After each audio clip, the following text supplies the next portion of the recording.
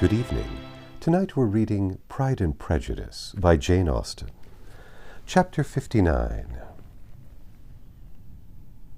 "My dear Lizzie, where can you have been walking to?" was a question which Elizabeth received from Jane as soon as she entered the room, and from all the others when they sat down to table.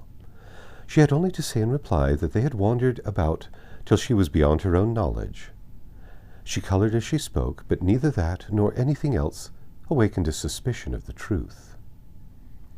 The evening passed quietly, unmarked by anything extraordinary. The acknowledged lovers talked and laughed. The unacknowledged were silent.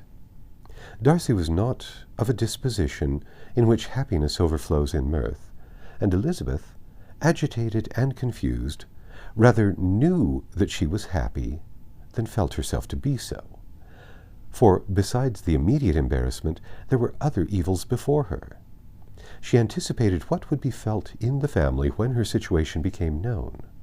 She was aware that no one liked him but Jane, and even feared that with the others it was a dislike which not all his fortune and consequence might do away. At night she opened her heart to Jane. Though suspicion was very far from Miss Bennet's general habits, she was absolutely incredulous here. "You are joking, Lizzie. This cannot be. Engaged to Mr. Darcy? No, no, you shall not deceive me. I know it to be impossible." "This is a wretched beginning indeed. My sole dependence was on you, and I am sure nobody else will believe me if you do not. Yet, indeed, I am in earnest. I speak nothing but the truth. He still loves me, and we are engaged." Jane looked at her doubtingly. "Oh, Lizzie, it cannot be. I know how much you dislike him." "You know nothing of the matter. That is all to be forgot. Perhaps I did not always love him so well as I do now, but in cases as these, a good memory is unpardonable. This is the last time I shall ever remember it myself." Miss Bennet still looked all amazement. Elizabeth again, and more seriously, assured her of its truth. "Good heavens, can it really be so? Yet now I must believe you," cried Jane. "My dear, dear Lizzie, I do congratulate you, but are you certain? Forgive the question. Are you quite certain that you can be happy with him?" "There can be no doubt of that. It is settled between us already that we are to be the happiest couple in the world. But are you pleased, Jane? Shall you like to have such a brother?" "Very, very much. Nothing could give either Bingley or myself more delight. But we considered it. We talked of it as impossible. And do you really love him quite well enough? Oh, Lizzie, do anything rather than marry without affection. Are you quite sure that you feel what you ought to do?" "Oh, yes. You will only think I feel more than I ought to do when I tell you all." "What do you mean?" "Why, I must confess that I love him better than I do Bingley. I'm afraid you will be angry." "My dearest sister, now be serious. I want to talk very seriously. Let me know everything that I am to know without delay. Will you tell me how long you have loved him?" "It has been coming on so gradually that I hardly know where to begin. But I believe I must date it from my first seeing his beautiful grounds at Pemberley." Another entreaty that she would be serious, however, produced the desired effect, and she soon satisfied Jane by her solemn assurance of attachment. When convinced on that article, Miss Bennet had nothing further to wish. "Now I am quite happy," said she, "for you will be as happy as myself. I always had a value for him. Were it for nothing but his love of you, must always have esteemed him, but now as Bingley's friend and your husband, there can be only Bingley and yourself more dear to me. But, Lizzie, you have been very sly, very reserved with me. How little did you tell me of what passed at Pemberley and Lambton? I owe all that I know of it to another, not to you." Elizabeth told her of the motives of her secrecy. She had been unwilling to mention Bingley, and the unsettled state of her own feelings had made her equally avoid the name of his friend. But now she would no longer conceal from her his share in Lydia's marriage. All was acknowledged, and half the night spent in conversation. "Good gracious!" cried Mrs. Bennet, as she stood at a window the next morning. "If that disagreeable Mr. Darcy is not coming here again with our dear Bingley, what can he mean by being so tiresome as to be always coming here? I had no notion but he would go a-shooting or something other, and not disturb us with his company. What shall we do with him? Lizzie, you must walk out with him again, that he may not be in Bingley's way." Elizabeth could hardly help laughing at so convenient a proposal, yet was really vexed that her mother should be always giving him such an epithet. As soon as they entered, Bingley looked at her so expressly and shook hands with such warmth as left no doubt of his good information, and he soon afterwards said aloud, "Mrs. Bennet, have you no more lanes hereabout in which Lizzie may lose her way again to-day?" "I advise Mr. Darcy and Lizzie and Kitty," said Mrs. Bennet, "to walk to Ockham Mount this morning. It is a nice long walk, and Mr. Darcy has never seen the view."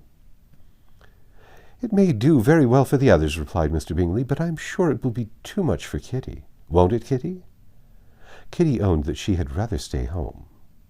Darcy professed a great curiosity to see the view from the Mount, and Elizabeth silently consented.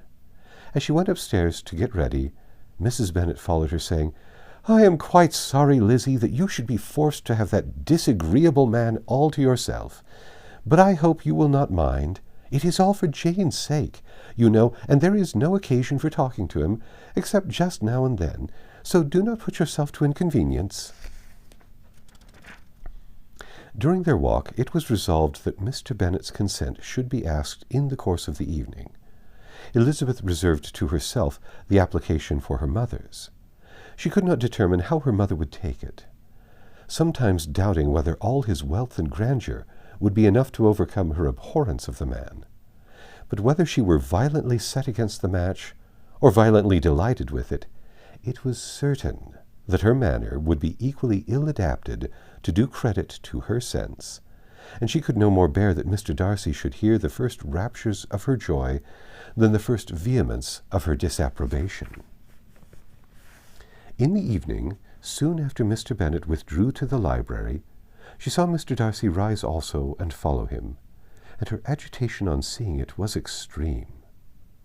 She did not fear her father's opposition, but he was going to be made unhappy, and that it should be through her means that she, his favourite child, should be distressing him by choice, should be filling him with fears and regrets in disposing of her, was a wretched reflection, and she sat in misery till Mr. Darcy appeared again, when, looking at him, she was a little relieved by his smile.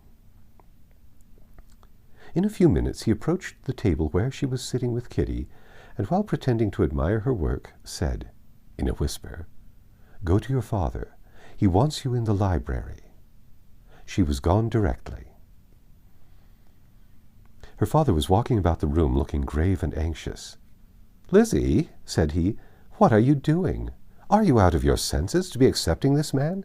Have you not always hated him?" How earnestly did she then wish that her former opinions had been more reasonable, her expressions more moderate. It would have spared her from explanations and professions which it was exceedingly awkward to give, but they were now necessary. And she assured him, with some confusion, of her attachment to Mr. Darcy. "Or in other words, you are determined to have him. He is rich, to be sure, and you may have more fine clothes and fine carriages than Jane, but will they make you happy?" "Have you any other objection," said Elizabeth, "than your belief of my indifference?" "None at all. We all know him to be a proud, unpleasant sort of man, but this would be nothing if you really liked him." I do like him," she replied, with tears in her eyes. "I love him. Indeed, he has no improper pride. He is perfectly amiable. You do not know what he really is. Then pray do not pain me by speaking of him in such terms." "Lizzie," said her father, "I have given him my consent." He is the kind of man, indeed, to whom I should never dare refuse anything which he condescended to ask. But I now give it to you, if you are resolved on having him. But let me advise you to think better of it. I know your disposition, Lizzie. I know that you could be neither happy nor respectable unless you truly esteemed your husband, unless you looked up to him as a superior. Your lively talents would place you in the greatest danger in an unequal marriage. You should scarcely escape discredit and misery. My child, let me not have the grief of seeing you unable to respect your partner in life. You know not what you are about. Elizabeth, still more affected, was earnest and solemn in her reply, and at length, by repeated assurances that Mr. Darcy was really the object of her choice, by explaining the gradual change which her estimation of him had undergone, relating her absolute certainty that his affection was not the work of a day, but had stood the test of many months' suspense, and enumerating with energy all his good qualities, did she conquer her father's incredulity and reconcile him to the match. "Well, my dear," said he when she ceased speaking, "I have no more to say. If this be the case, he deserves you. I could not have parted with you, my Lizzie, to any one less worthy." To complete the favorable impression, she then told him what Mr. Darcy had voluntarily done for Lydia. He heard her with astonishment. This is an evening of wonders indeed. And so Darcy did everything, made up the match, gave the money, paid the fellow's debts, and got him his commission? So much the better. It will save me a world of trouble and economy. Had it been your uncle's doing, I must and would have paid him. But these violent young lovers carry everything their own way. I shall offer to pay him tomorrow. He will rant and storm about his love for you, and there will be an end of the matter. He then recollected her embarrassment a few days before on reading Mr. Collins's letter, and after laughing at her some time, allowed her to go at last, saying as she quitted the room, "If any young men come for Mary or Kitty, send them in, for I am quite at leisure." Elizabeth's mind was now relieved from a very heavy weight, and after half an hour's quiet reflection in her own room, she was able to join the others with tolerable composure. Everything was too recent for gaiety, but the evening passed tranquilly away. There was no longer anything material to be dreaded, and the comfort and ease and familiarity would come in time. When her mother went up to her dressing-room at night, she followed her, and made the important communication. Its effect was most extraordinary, for, on first hearing it, Mrs. Bennet sat quite still and unable to utter a syllable. Nor was it under many, many minutes that she could comprehend what she heard, though not in general backward to credit what was for the advantage of her family, or that came in the shape of a lover to any of them. She began at length to recover, to fidget about in her chair, get up, sit down again, wonder and bless herself. Good gracious! Lord bless me! Only think, dear me, Mr. Darcy, who would have thought it? And is it really true? Oh, my sweetest Lizzie, how rich, how great you will be! What pin money, what jewels, what carriages you will have! Jane's is nothing to it, nothing at all.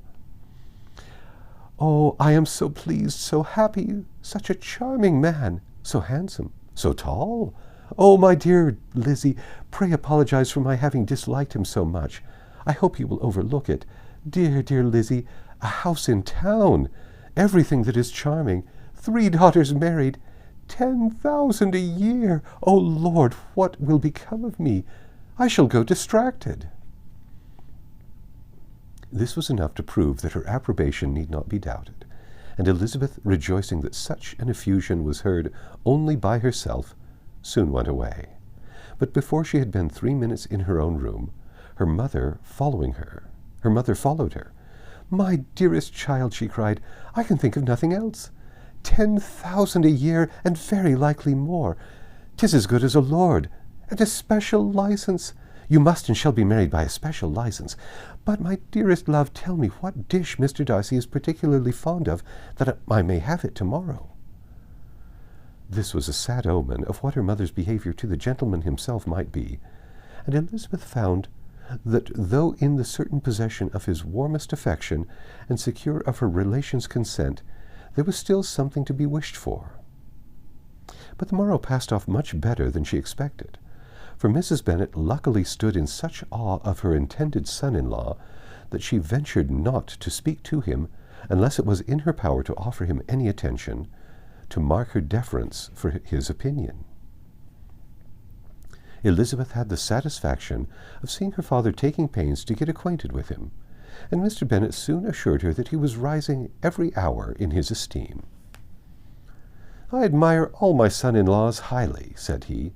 "Wickham perhaps is my favourite, but I think I shall like your husband quite as well as Jane's." That's the end of chapter 59. Come back tomorrow and we'll read chapter 60.